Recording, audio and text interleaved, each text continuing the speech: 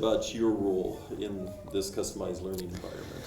So my role this year and with our customized learning is I'm a facilitator, and what that means is if a learner needs something, then I facilitate those needs, whether it's a coaching session, whether it's a one-on-one lesson that we can just talk about something that they don't understand, or if they need more information on projects that they want to come up with, and I steer them in a direction that they give me the map, and I kind of help steer them where they want to go.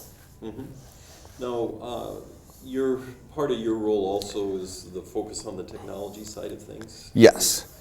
So tell me a little bit about what technologies the students have, the teachers have, first on the hardware side. All of our learners have their own iPad, and it's customized to apps that they need or they want to use.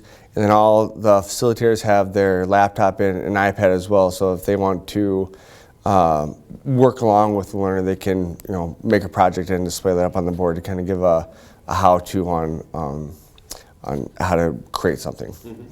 So let's move into the students. When you're working with multi-age groups of students here, but you don't necessarily have a designated group that's your set of kids. It's kind of a shared. Tell us a little bit about how you've got it structured with the students and the teachers in a shared environment. So with our 94 learners, we all have a home studio, and this year we try to keep it grouped with age level. I know Miss Wages and I have a 10-year-old, a 12-year-old mix, so it'd be the traditional 4th and 5th grade.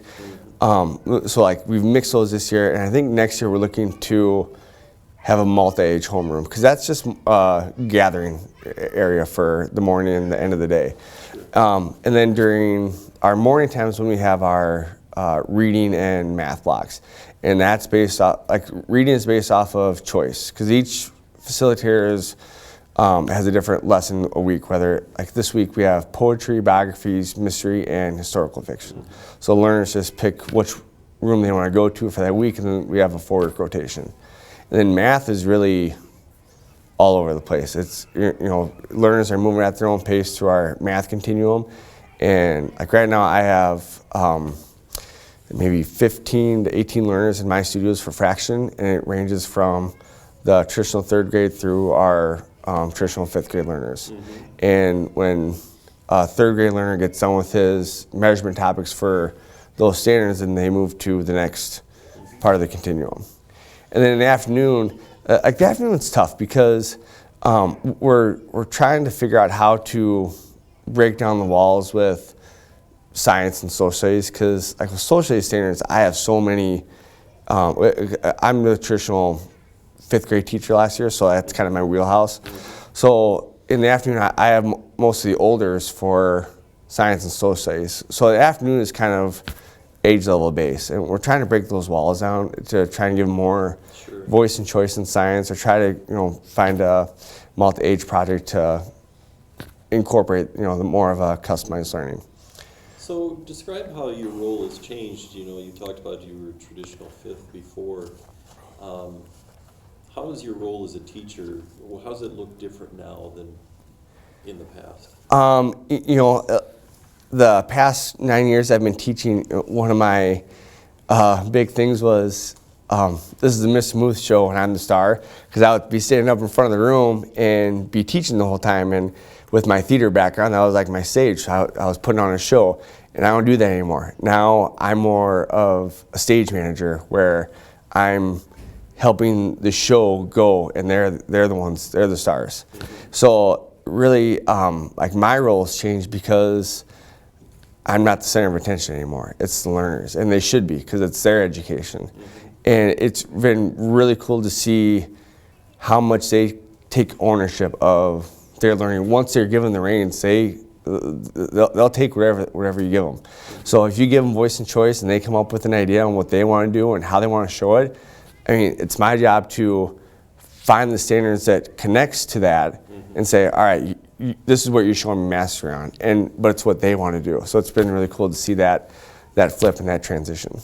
So when you set up areas of content, let's say science or social studies, and do the kids Do you have blocks of students, or is it a constant flex of what the kids are working on? How does... So like with science, I have it kind of blocked off in, like I have my different measurement topics, like the different areas of science, Earth systems, space systems, engineering, and then within those, I just took the next generation science standards and made I can statements for their learning targets, and then within those LTs and learning targets, I house content, and then they just kind of work through at their own pace with the content, and then throughout the week, I'll say I'm going to have a lab back here on the geosphere. So if you want to come back here for that coach session, you're more than welcome to. Mm-hmm. So it's more where like I still offer things, but if they don't need a coach session on what the atmosphere is, if they know that, then they don't need to come see me. Mm-hmm. How do you know where kids are at and what their needs are and what they need next? Do you have ways of finding what the kids need? Our learning management system, Buzz, lets us see a lot of data on where kids are at or what they know or what they don't understand yet. So we use that a lot, and then like honestly, just flat out communication of learners saying, "Mr. Muth, I got this. I don't need a coaching session." Or, "Mr. Muth, I don't quite understand unlike denominators. I might need another coaching session." Mm-hmm. And I'll pull them back and we'll talk about it. And again, back to giving them ownership. They can tell me what they need, and then I listen. Whereas in the regular classroom, it's the teacher saying, "You need this, and you're going to get it right now." Mm-hmm. Do you do a lot of pre-assessments? Yep. Or tell me more about how you assess where kids are. With math, I've used MobiMax for a pre-assessment, just to kind of give me a rundown of what standards they know or don't know, and then I just base that off of where to drop them in on our continuum. Mm-hmm. So like if I see they don't understand this chunk of standards, I can say, we're going to start you here. But there's been a couple learners where they're, like some of my olders, where they're missing a couple fourth grade standards. But by looking at the continuum, I can tell we're going to cover that again when we get to MT9. So I'm going to start you an MT8, and we'll just review that when we get to that measurement topic. Mm-hmm. Do you find with students in this environment, how is their mindset or mentality different than in a traditional setting? I would say more open. They're more open to kind of taking charge, and a lot of it is that whole growth mindset of, I don't know it yet, but because of this path, I'm going to get there at some point, but it's going to be my pace, and that's okay. And like really, our first 10 days, we just focus on growth mindset and the 16 habits of being a flexible learner, and understanding that like we're all on a learning journey, mm-hmm. and we're all going to get to this point, but everyone's journey is going to look different, and that's okay. Do you find that this type of environment where students have more voice and choice, that for some students it works well and other students it doesn't work so well, or has it been pretty universal for all? I think no matter what type of educational setting it is, you're always going to have those learners that push the boundaries or need that extra motivation. So from teaching from the regular classroom to coming to this year, I see some of the same problems where learners are off pace or don't do what's best for their learning. But because of the foundation we built, I can just say, is this best for your learning right now? And they say, no, it's not. And they know that they need to get themselves back on pace. Sure. Do you find for your students, when you think about all the work that you're putting into this, what is it that's the result in the student? What makes it all worth doing this? Like after, I'm going to compare back to my, traditional teaching. Like after giving a test, I've never had a learner give me a high five for, getting an A on a test. And, like when learners pass their measurement topics, they're pumped. We high five, we fist bump, and we celebrate. And it's just, they pass one, area, and they're pumped to go to the next one because, learning is a celebration.